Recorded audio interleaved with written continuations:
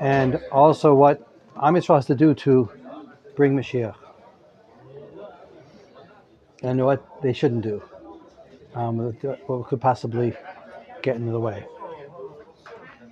Okay, so we built this up. Now it's describing the Mashiach. In the chapters before, we were talking about it prepares a way to discuss it, and here it plunges into discussion of Mashiach. In Avdi etmach bo, b'chiri ratzta nafshi, natati ruchi alav, mishpat legoyim yotzi.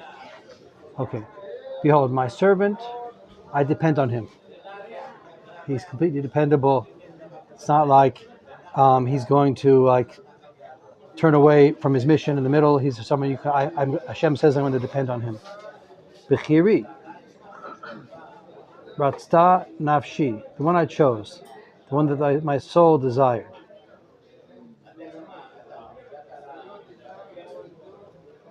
Just one second. So on this, the Malbim says,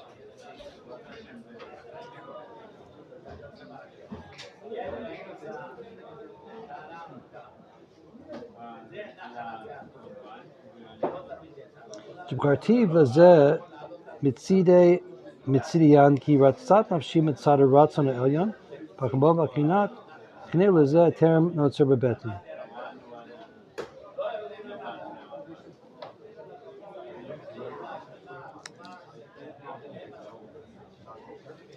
I want to just read you the Malbim here.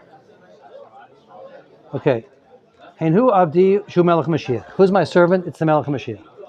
V'nei mitnai nevuah b'yichud im techol alav and nevuah b'shefa rav hashpia lezulato. The conditions for a prophecy, especially if it's a great prophecy that's going to go out and affect others. V'yeh navim mora u'mitzav goyim rabim. This prophet will guide many nations and command them. He has to have two conditions. Hachana habechirit, he has to use his free choice to prepare himself. Shanavi yachinat atzmo l'nevuah al yedei hatara v'kedusha v'limud. The Navi has to prepare himself for prophecy through purification and holiness and learning. Shezeh haya in b'nei neviim. That's what there was these Navi schools, right? We learned about them in Sefer Malachim, and that's what they did. They prepared. They were yeshivas yeshivot elionot. They learned, they learned how to be kadosh, how to be tahor, how to they learned the knowledge of the Torah and of Hashem. That's what means he's my servant, because he serves me with faithfulness. Not like other ones, they can't trust him. Him I will trust. And the second thing is he has also have a preparation from a natural preparation. So the two things to have a great Navi. First of all, he has to work on himself and prepare himself and mitar himself and mekadosh himself and learned and so much, all that kind of stuff. And also, he had to be a certain kind of person from the beginning that Hashem chose him. Hashem brought him to the world a very unique person with great potential. Those two things he brings from the Moreh Nevuchim. Those are two properties of a Navi. By the way, Rav Kook describes that in Eder Yikar, how the great leaders are also like that. Like his father-in-law described him, the Aderet, was from birth. He was very, very talented, very big, great genius, great midas, great parents, great upbringing, all those things. And then it's someone who worked very hard and prepared himself. Those are going to be people who rise to the top. It's not just the person who worked hard. It's not only that, it's also Hashem does it. It's a combination. So we want to make these outstanding leaders that can lead Am Yisrael. So that's what Malbim is saying here about a Navi. Navi has to be those two things as well. Not everyone can be the Gadol Hador. Only certain people that are prepared for that by Hashem himself, like Moshe Rabbeinu. But then they also have to have the other property of having worked very hard at Avodas Hashem. Okay. So, hey, Avdi et machbo. Behold my servant, which I depend on him. B'chiri, the one I chose. Ratzta nafshi, which my soul desired. Natati ruach alav. So he's my servant, and he's the one I chose. So that's the two things.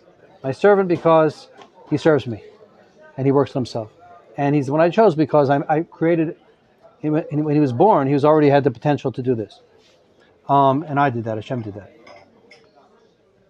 Nafshi natati rasa nafshi, my soul wanted him. Natati ruchi alav, I gave my spirit on him. That means there was such a shefa of spirituality that came flowing into this person that he was able to spill over and teach others and show others the ways of Hashem and even all the nations. Mishpat legoyim yotzi. He will bring out the judgment of the nations. He'll teach the nations what's, the mishpatim. Lo yitzak, lo yisav, lo yashmiya b'chutz kolo. He won't cry out, and he won't lift up parables. He won't make parables. V'lo yashmiya b'chutz kolo. He won't go outside and start making announcements. So the previous Nevi'im did this. This is what the prophets did. They would cry out, you can imagine Yirmiyahu, Yeshayahu, crying out to the nation, to the tshuva, etc. And they would make all kinds of parables, and they would go outside, and they would make their voice heard. They would stand on the steps of the Beis HaMikdash. So this prophet's not going to do that. It's his wisdom is going to speak for itself. It's going to go out by itself. It's going to be something outstanding. He won't have to make any efforts. Kaneh ratzutz lo yishbor, upishteh keha lo yichabena, la'emet yotzi mishpat. So kaneh ratzutz lo yishbor. He's like a weak reed. He's not going to break. And pishteh keha, that means a dark wick made out of pishtan. Lo yikabena. He's not going to put it out. La'emet yotzi mishpat. His judgments will go out based on their truth alone. In other words, like this. He said, like this. He won't have to break the people that have bad attitudes and bad midot. Like, for example, Elisha did that. Elisha Navi went out and he cursed the Yoladim. The Yoladim that came out of Beit El, they were brought up to make fun of Nevi'im, and they were cynical and sarcastic, and they were children making fun of a zaken, etc. So he killed them. So he cursed them and they died. And a bear came out of a lion came out of the wolf and ate them up and killed them. Yeah, that's having to do with Elisha. I wonder what Eliyahu would have done. Oh, so no, Eliyahu also did. He's going to call Eliyahu's coming next. That's what Elisha did. So Elisha, he broke the bad people. Upishta keha, and then there's another kind of bad person, which is compared to Upishta keha. That means a bad wick. So a wick has to do with the seichel. The seichel is like the light, and a good wick conducts light, right? And a bad wick conducts it badly. So that means the false prophets, and people, and false thinkers, and false philosophers, and all those kind of guys. Look, he won't put out their light. He's not going to have to confront the wicked, because that's not how Mashiach is going to work. It's going to be le'emet yotzi mishpat. His truth. That's Eliyahu. Eliyahu actually shechted the false prophets. In your face. He brought them down and he shechted them also. But the Mashiach's not going to have to do that. It's going to be this individual is going to rise up, and his voice is going to be heard across the world. Lo yikev v'lo yerutz ad yasim ba'aretz mishpat l'torato iyim yachelu. So the way the Malbim and the Radak explain this pasuk here, it says it's talking about the Mashiach himself. Lo yikev, he won't get darkened. He won't start to weaken himself. Lo yarutz, he won't get reduced. Ad yasim ba'aretz mishpat, until he puts the judgment in the land. L'torato iyim yechalu. And for his Torah, the islands, the faraway islands, will be waiting to hear what he has to say. So in other words, he's not going to get worn out. He's going to be easy for him to go and pronounce the truth, and his truth will fill the world, and he'll keep talking and spreading out his ideas until they get everywhere. To be a shofet for everyone? A shofet, a guide, both. A shofet and a guide. He'll teach them Torah, and he'll also send out mishpat. That's also true. Yes. So he says, as opposed to he mentions the false prophets. For example, Shapsi's fee, and his name should be erased. He says over here, he became an Islam at the end. He converted to Islam, so he was broken and worn out before he was able to get his message. So that's not Mashiach. Mashiach's going to be unflaggable. He's going to be constantly put on his message, and it's going to go out. It's going to flow out to the world. Ko amar hakel Hashem. Borei Shemayim v'notehem. Rokal haaretz v'tzetzaeya. Notei neshama la'am aleha. Ruach lahochim ba. Okay, this is a very terse pasuk. So this is how the Malbim explains this. Ko amar hakel Hashem. This is what Hashem says. Borei Shemayim v'notehem. He created the heavens and spread them out. Rokal haaretz v'tzetzaeya. Then he founded the earth and all the aspects, all the things that come out of the earth. So he created the heavens and the earth and all the aspects of the universe. He also gave a neshama to the people, to human beings. He made people with a neshama, ruach lahochim ba, and a spirit for the people that go with this neshama. So I think what it means is that he made a whole world and he made all kinds of different creatures and forces and spiritual things, and I don't know, spiritual things, I shouldn't say that, but all kinds of forces and spirit and beings and all kinds of things. Include the angels. Angels, yeah, you can call it angels are forces. Angels are forces. Before man. I mean, man was last, right? Yeah, right. Could be that also. All those things. Right, okay. That's what I was, you can call that spiritual. That's true. But then he made a human being. A human being is the thing that stands out in the whole world. Because human being is a combination, like the Malbim has been saying, a combination of everything. We have in its ruach, we have in the geshem, we have in us the animal properties, the vegetable properties are compared to a shore, we're compared to a ox, to a chamor, we're compared to a garden.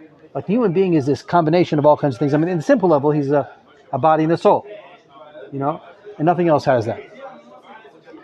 Like you said, there's the spiritual forces, there's the non-bodily forces, and then there's the body. The human being is the most, it's the most profound creation of all. Okay, now then what's that about? So what's the human being for? Ani Hashem karaticha v'tzedek v'chazek biyadecha v'tzarcha v'tencha lebrit am l'orgam. So the way it's explained here is that he made a person. This person has these very special properties. He made a whole big world. The world's amazing. But the most amazing is the human being. The human being is not going to get shipwrecked. The human being is going to find his way. And things are going to work out. Because the whole thing is sort of centers around the human being. The human being is the most amazing creature. And the human being is not made to fail. The human being is going to succeed. So that's what we're talking about Mashiach here. Because Mashiach is the person. It's going to bring out the potential of the human being. And then the human is going to flourish. He's a ruler as well. Who? I mean, it's the like, Mashiach? Again, Melech HaMashiach, the king. A king. I mean, king of Israel. And okay. King of Israel. Yeah. The nations will have their own nations, and they'll all be following in our ways. Will be the Or L'Goyim will be the light for all the nations. But they will be like, he'll be sitting in Har HaBayit in the throne of David HaMelech, and he'll be the Melech Yisrael. Yeah. I mean, the spiritual ruler. David Melech Yisrael, Chai V'Kayam. It's the Mashiach. He'll be the spiritual ruler of the whole world. They have these universities, like universities with that are the size of a town. He's all over in America, like University of Massachusetts, Wisconsin. It's big, Harvard, and all these kind of big places, and they're filled with all these resources and all these things. What are they doing over there? Like, not much. Like, there's some smart guys over there, but they're not doing so much. But all that's going to be Torah. They're all going to be learning Torah. They're all going to be, there's going to be a purpose for those things. They're all going to be learning things which are the purpose of life. Okay, so that's when Mashiach comes. And if you guys are in university, you know what I mean. Like, they're not doing much over there. Like, they're hanging out. Professors are hanging out. Everyone's hanging out. Or the math professors are being smart, but the spiritual people aren't being smart at all anymore. That's over. Anyway, Ani Hashem, Karaticha b'tzedek, v'chazek biyadecha, v'tzarcha v'tencha lebrit am l'orgoim. So again, it's Hashem speaking to Mashiach. I'm Hashem. I called out to you with righteousness. V'chazek biyadecha, I'll hold your hand. V'tzarcha v'tencha, I will preserve you, and I'll make you. And v'tencha lebrit am. So it's a little bit terse over here. I'm not sure exactly how to translate, but I'll give you to the nation. The nation, the Brit Am, that's Am Yisrael. There's two different Perushim over here. What it means, the Brit Am. V'tencha lebrit am. I just want to tell you what the Mr. David says. V'tena koch b'yadcha la'sev ami lebriti l'kayim haTorah v'mitzvos. I'll give it to you to bring my nation to fulfill their brit. That's the Mr. David says. Or the Mom says more. I'll give you to the nation of the Brit, to the Am Yisrael. You'll be the leader of the Jewish nation, the Or Goyim, and they will be for the Or Goyim. They'll be for light to the nations, something like that. L'vkoach einayim ivrot, lotzi memasker asir, mebeit kela yoshvei koshek. And then, l'vkoach einayim ivrot. Then the blind eyes will start to see. Lotzi memasker asir. So it seems like also Malbim breaks up this pasuk into two parts. The first part is Lefoch Einayim Ivrot. I think that means the nations. Like there's always the truth. There was always, the light existed, but people didn't see it. So now people are going to open their eyes and they're going to start seeing. So the nations are going to start seeing the ways of Hashem. And then he's going to bring the Bnei Yisrael from out of the Galut. Lotzi memasker asir, to bring the prisoner out of prison. Mebeit kela yoshvei choshech. The Malbim divides that in the two types of Bnei Golan. There's the first part, Lotzi memasker asir. That's referring to Yehuda and what is it, Binyamin? That is spread out among the nations. Sefer Yehuda Binyamin, yeah. And I'm going to bring them out. Yeah, from out of the Galut they're in. From America, from South America, from Europe, all the places where the Jews are scattered. And the Beit Kela Yoshno, the Beit Kela, that's referring to the 10 tribes. They're somewhere else, locked away somewhere. They're probably in Pakistan or something. Who knows where they are? We don't know what the 10 tribes are, All of a sudden they come out from the place where they're locked away. So in other words, yeah, right. So that's what he's saying. He's saying that the Yehuda and Binyamin are spread out all over the world. And the nations are going to say, oh, yeah, you guys are Jewish. Okay, go back, and they'll come back. And then the lost tribes are somewhere hidden away, some spot. We don't know where they are. In the dark. In the dark, yeah. In the Beit Kel, in jail somewhere. And in the dark, yeah. So they're going to find their way out also. That's like the what is it, the Pushtanis or something? Whatever it is. Maybe. Taliban, yeah. They'll throw the leaders off the cliff and the rest of them will be Jews, Okay, now. Okay, so far that's describing Mashiach. Now it gets philosophical. How we have to understand things, what we should do to prepare ourselves, how we should think in the right way or the wrong way to bring in this age of Mashiach. Ani Hashem hu shmi, u'kvodi la'acher lo etein, u'tilati l'psilim. So I'm Hashem, that is my name. U'kvodi la'acher lo etein. My honor to another one I will not give. U'tilati l'psilim, and my praise to graven images. So basically, B'kitzur, what the Malbim explains here is that I'm Hashem, and I decided to make the world with my own free ratzon. Hashem has a ratzon. It's not like our ratzon, it's a divine ratzon. But Hashem decided whatever he wants, and that's what happens. That's what did happen, that's what does happen. And there's no other force that has any other in the deciding power. And so, kavodi la'acher lo etein. In other words, there's not now nature that has its own independent course apart from my will. And all the more so, there's not different types of spiritual forces, psilim, which people will describe, which people will serve.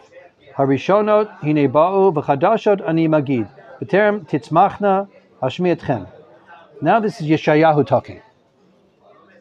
So he says, Harishonot hine ba'u. Behold, the first prophecies which I said before, they happened already. He's now giving like a hector to his own prophecy. He says, by the way, all the prophets I told you about, like all the things that were going to happen within times of Chizkiyahu, they all happened already. For Kadashot, Ani Magid, and I'm telling you what's going to happen next. B'terem titzmach, before it even started to sprout. There was no signs of it, but it doesn't matter. That doesn't stop me. I'm a prophet, and I can see what's going to happen in the future.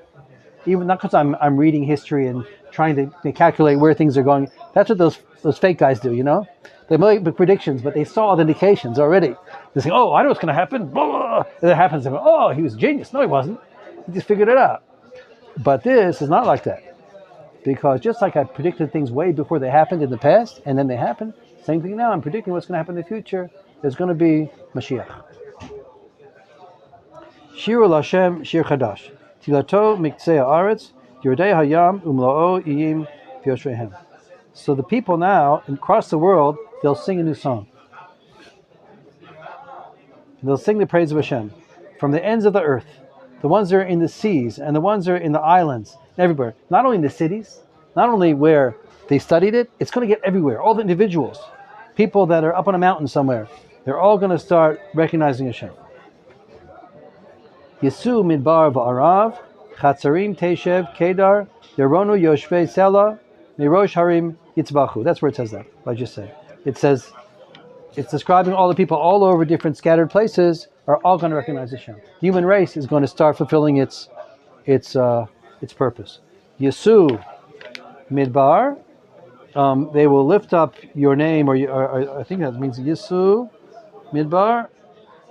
The song will come up from the midbar. I think that's what I mean. I'm not sure. Varav chatzerim, from the different courtyards. Teishev kedar, the ones that dwell. Teishev kedar, that sounds like Arabs. Teishev kedar, like the ones that dwell in tents. Yaronu, they will rejoice. Yoshvei sel, the ones that lived on rocks. Meirosh harim yitzvachu, people that live on the mountains, like people live in the Andes. People live I don't know where, all over, somewhere where there's Eskimos. Who knows what? That's not. So they're all going to start praising Hashem. Yasimu Hashem kavod itilato be'im yagidu. They will give to Hashem honor, and His praise in the islands they will pronounce. Hashem kagibor yetzei ki ish milchamot yair kina yaria afyatriach alevav yitkavar. Hashem kagibor yetzei. Hashem will go out like someone who's going to fight a war. It's like someone who's strong who got himself. This is Yeshayahu. No, now, yeah, but now he's talking about the Mashiach again. Before it was Hashem speaking. It's a good question. It goes back and forth, sort of. 1 second, let me just think.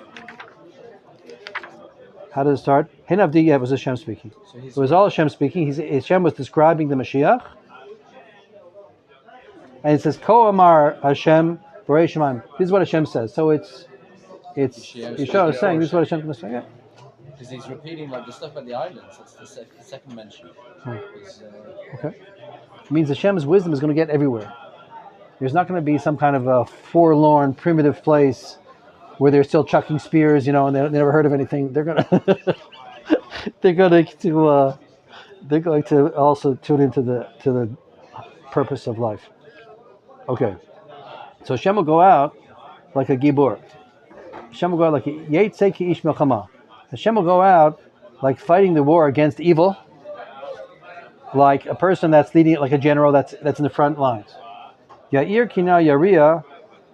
Oh, and then it says ki ish melchamot. He'll also go out like someone who makes the plans. He'll go out like a gibor and like the ish melchamat. The gibor, that's what the Malbim says. The gibor means the one who fights in front, and the ish melchamot means the one who plans. So Hashem's going to do all that. Yair kina, he'll arouse zealousness. Yaria afyatzriach, he'll make battle calls. Olevav yitkaber, he'll overcome his enemies. So there's another element here. Even though he said before, it's a contradiction, right? Before he said he's not going to break the evil, and now it says he is. But he wouldn't. Okay, I don't know. Question. But not by shecting people. Not by shecting them. How is he going to fight the evil?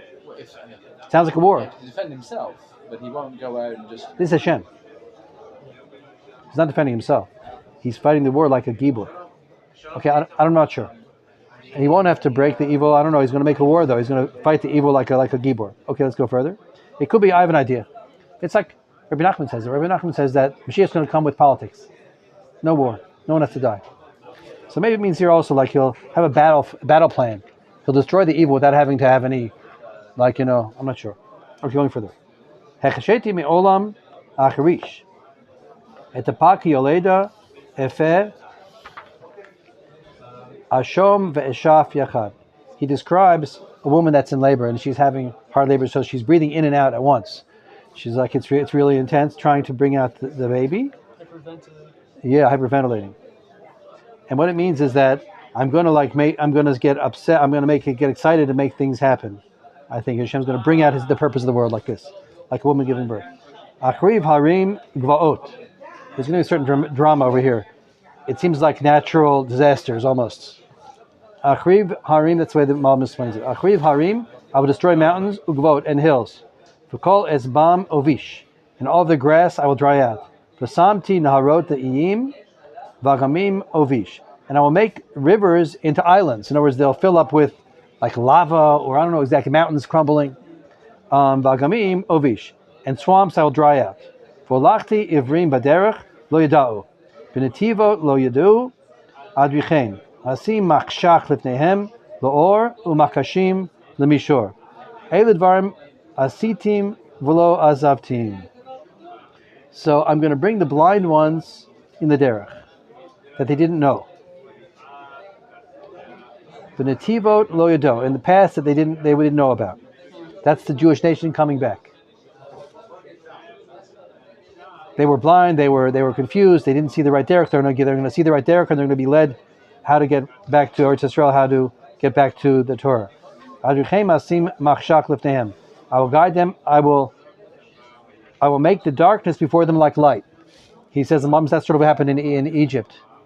That was darkness for the Mitzrayim was light for us. What was dark for us now is going to become light. Our troubles, our stumblings are going to be end for us. They're going to give us wisdom in the end. They're going to turn into light, and we're going to come back. Umakashim lemishor, and the crooked paths are going to come straight. These things I did. I didn't abandon them. So now he speaks in the past tense. So the Radak says it's just the way the Navi talks. It means the future. Nasogu achor yevoshu boshit habochim. Because that's the end of the description of Mashiach at this point. And now he starts giving rebuke. It seems like he's giving rebuke to Am Yisrael. What we have to do to prepare ourselves for this. What we have to change in our ways to bring Mashiach. And even though I just want to point out, we did this one before, that even if we don't do it, Mashiach will come eventually anyway. But we could bring him sooner if we're zoche. Can I just ask? I mean, do we know time, place, audience of this speech? This is Eliyahu. Who, where, when? I don't know. I imagine he's standing on the steps of the Beis Hamikdash and speaking, but I'm not sure. I don't know. In the end, Menashe killed him, Yeah. So probably that's what was going on. He was announcing the truth, and Menashe didn't want it to be heard. He said that's what prophets did. Mashiach's not going to do that. The prophets did. They went out, they shouted in the streets, and they made their voice heard, and that's what they did. Mashiach won't need to do that. No. Okay, going further.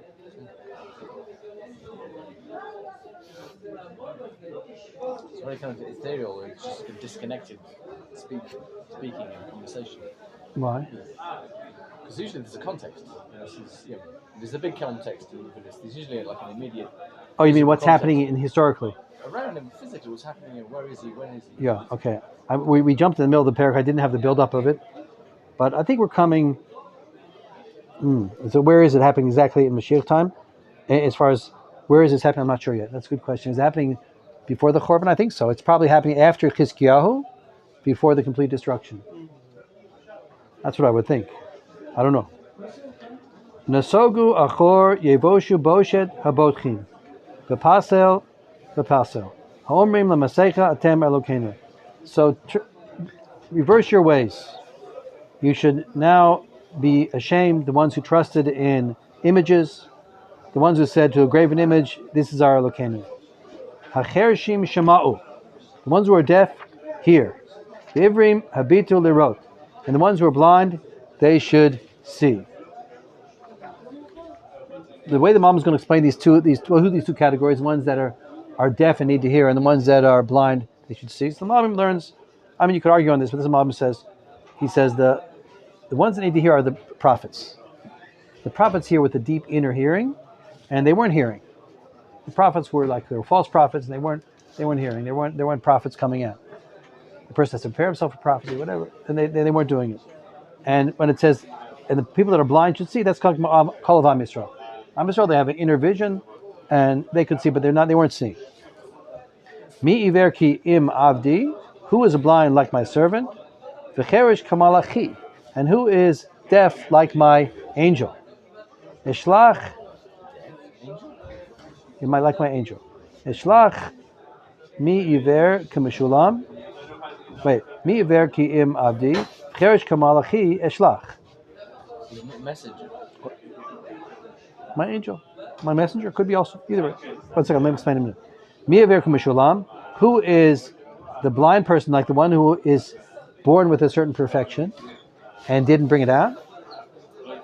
V'iver ke'eved Hashem, and who's the blind one, like the one that's the servant of Hashem, but didn't do it. So the way the Malbim explains is like this: who's the one except my servant? Now, if you say he's referring to now to Am Yisrael.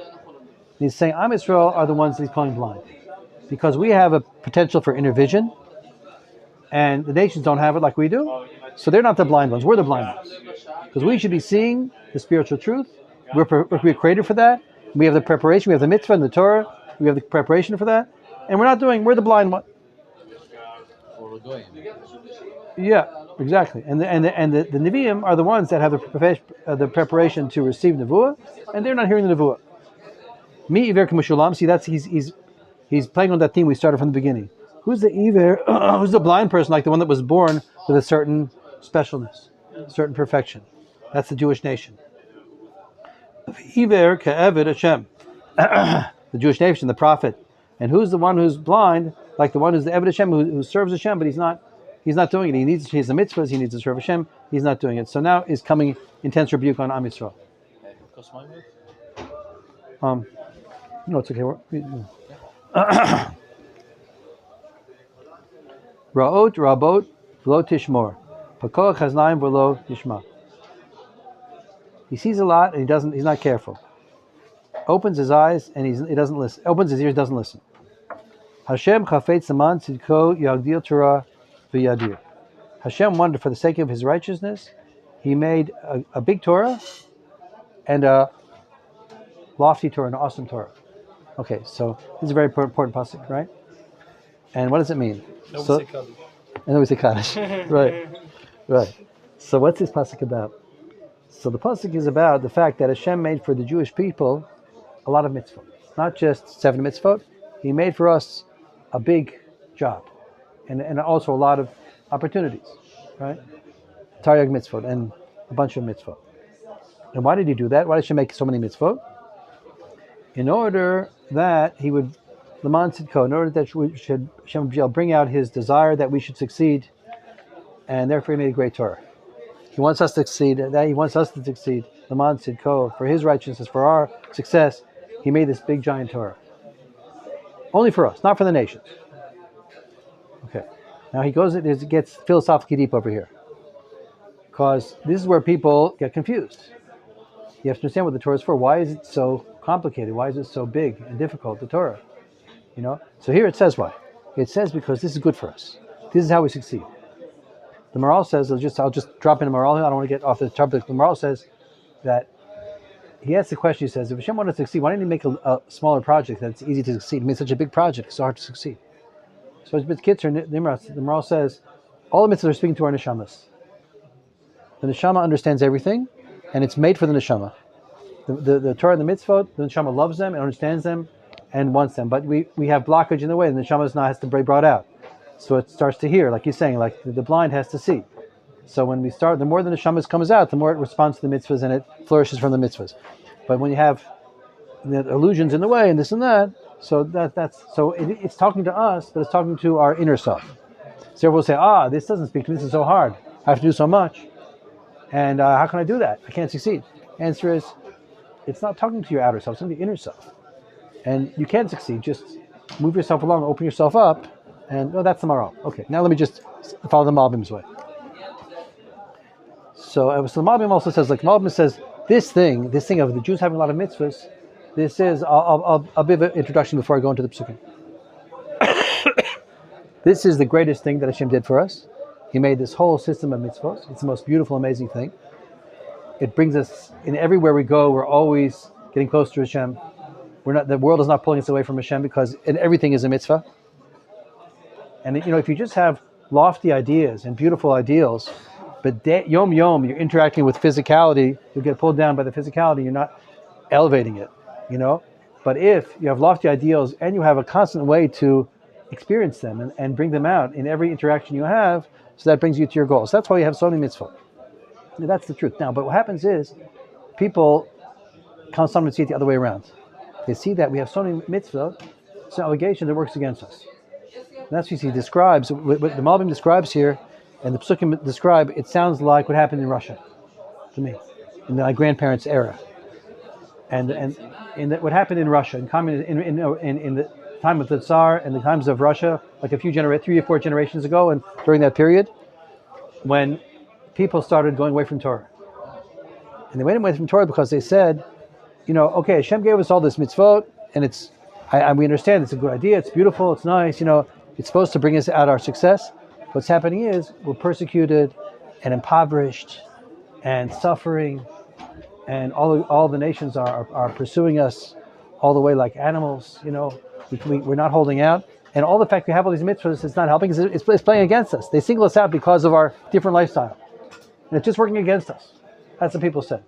So people thought all the multitude of mitzvahs and all the unique obligations we have and the spiritual constant involvement we have didn't help us because you have to survive in the world and the world doesn't like it and it just played against us. That's what people thought.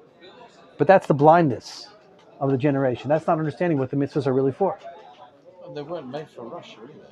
We're not supposed to turn Russia into Israel. We're supposed to come back to Israel. I'm talking about when the Jewish nation, most of the Jewish nation was in Russia.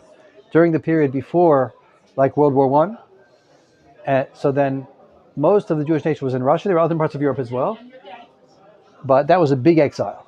And it was a very bad one because they were persecuted extremely much. There were pogroms all the time. They were put into ghettos and they weren't allowed to make a living and things got worse and worse. And then there was mass assimilation. So I'm just pointing out that these Psukim are describing that exactly what people thought. They thought it doesn't help us. It's better to assimilate, to be like the nation, so they won't persecute us, which is not correct. And what does come out of the Malbim says, you're not understanding things. So I'll tell you the punchline of what the Malbim says, what the Navi is going to explain. He's going to explain that when people think like that, they think that things are by accident. They think that what happens to be we do have a lot of mitzvahs, and no other nations do, and they don't like us because of that, and therefore we're having all these troubles. Okay, we have this, but they would have been nice, except that it didn't work out. That's what people think. But it's bad logic, because the correct logic is, then why do we have all these mitzvahs? We have all these mitzvot because if we do them, then none of these bad things would happen. It's the other way around. In other words, hafuch. If we would be picking the mitzvahs, Hashem would preserve us from all the nations. We wouldn't be persecuted. We wouldn't be impoverished. All those things wouldn't have happened.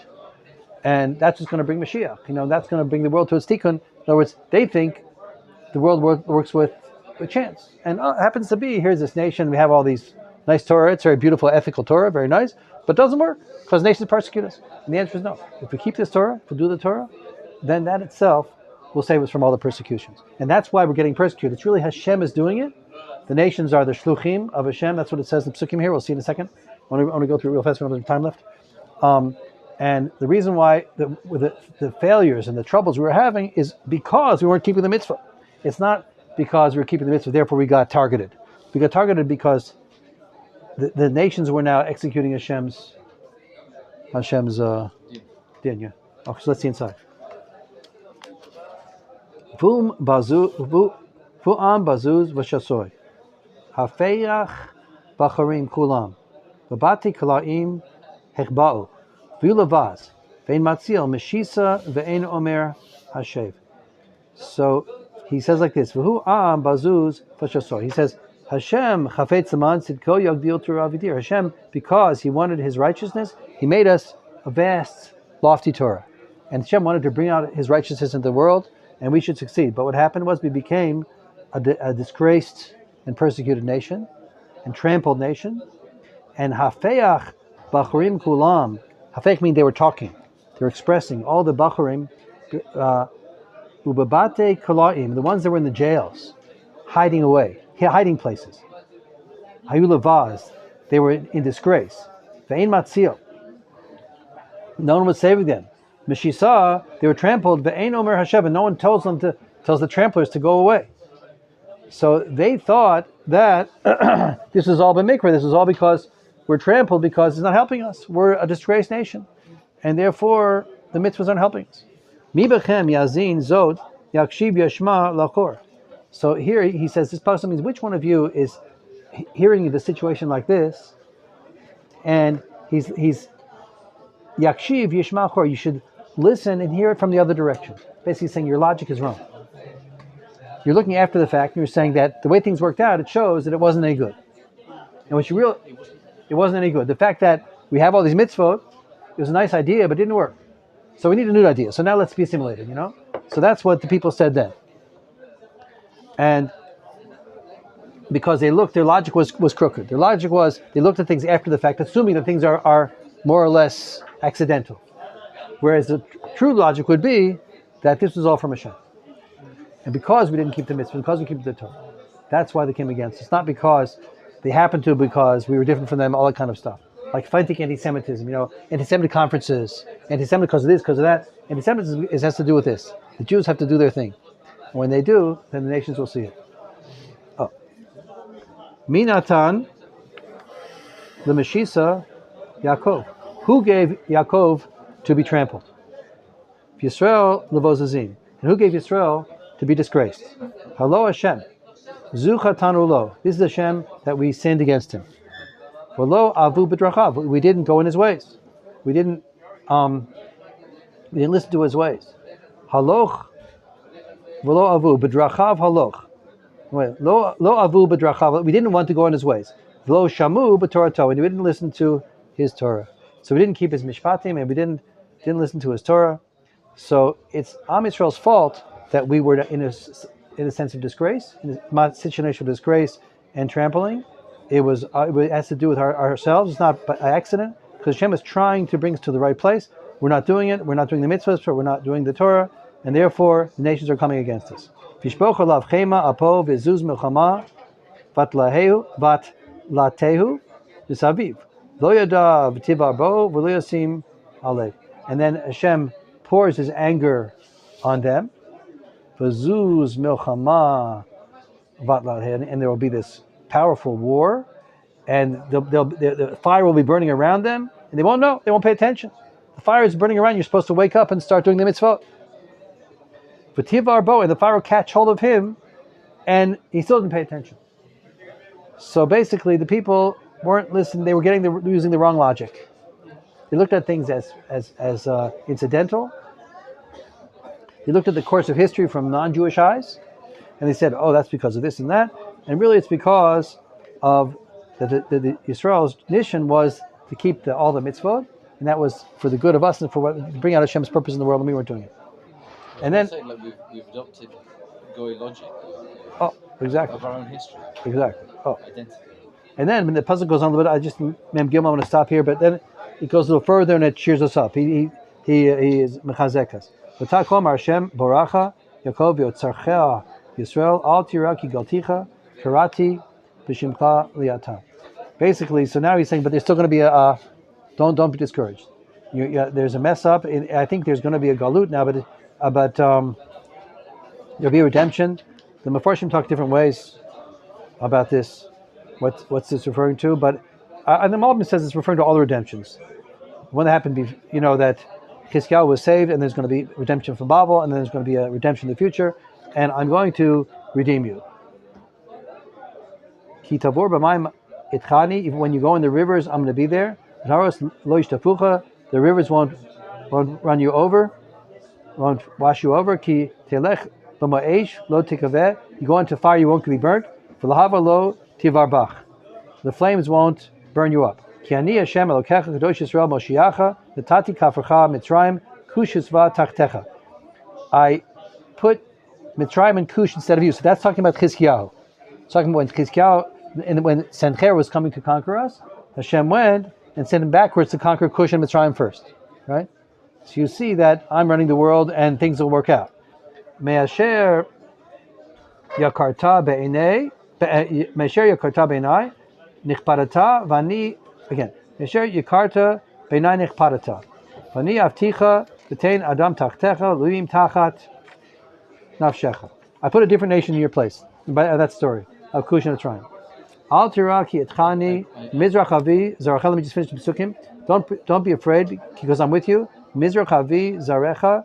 From the east I will bring your children for your seed. Mimarav akabetzcha. From the west I will gather you. Omar letzafon teini. To the west, to the north I will say, give back my nation. Uleteiman, to the south, al tichlai. Don't hold them back. Havi banai mirachok notai miktsei haaretz. So basically, it's predicting that I'm going to invent, and in the end, I'm going to bring back everybody, and there will be redemption. Okay.